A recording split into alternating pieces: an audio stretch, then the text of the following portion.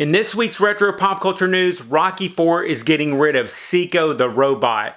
There is also a must-see documentary about the 1986 Space Shuttle Challenger disaster. Also, Nintendo is releasing a Game & Watch handheld, and we have a lot more news to talk about, so don't turn that dial.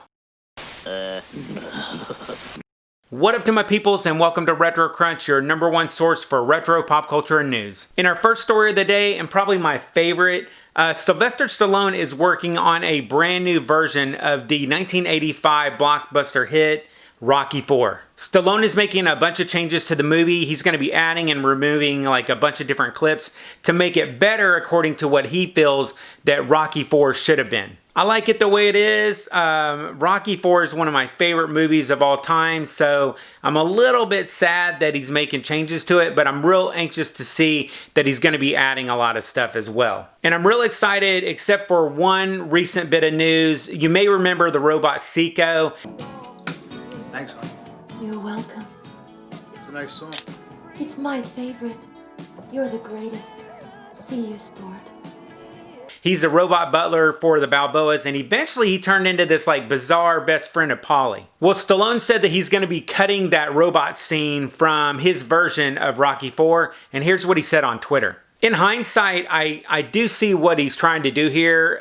It doesn't really add a lot to the plot of the film, but I really did like SEEKO the Robot, especially when I was a little kid. I wanted one myself, and I'm a little bit sad to see him go. But on the other hand, Stallone said that he's going to be adding a lot of new footage that we've never seen, and I'm really anxious to see this movie again, and actually I really hope it goes to theaters. How do you guys feel about this news? Do you like SEEKO from Rocky IV, and are you glad to see that he's leaving, or are you a little bit sad about it like me? Let me know.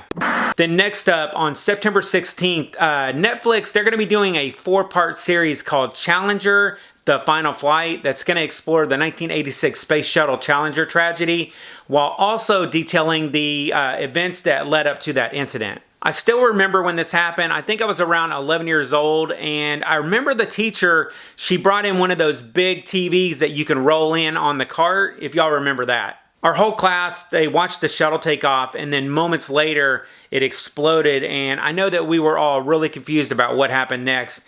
It was really, really big news when I was a kid, and it's something that I will never forget. I'm really glad to see that they are making a documentary about it. I know there's been documentaries in the past, but this one I'm really anxious to watch, and I'll be definitely checking it out. So did you happen to watch this when it happened live as a kid? And if you did, do you remember where you were when it happened? Let me know in the comments.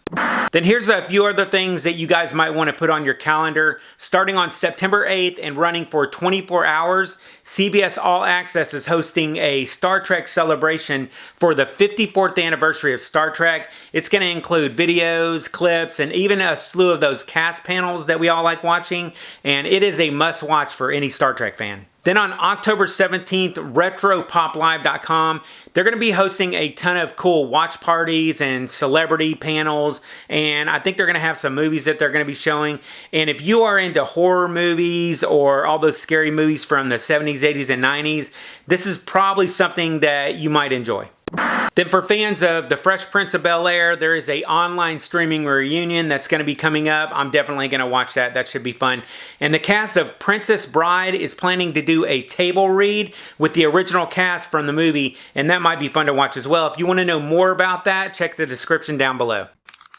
In our retro gaming news, Nintendo is going to be making a new Game & Watch handheld for the Super Mario Bros. Game, and it's going to be to celebrate its 35th anniversary of Super Mario. I'll link to the pre-order down below for you guys.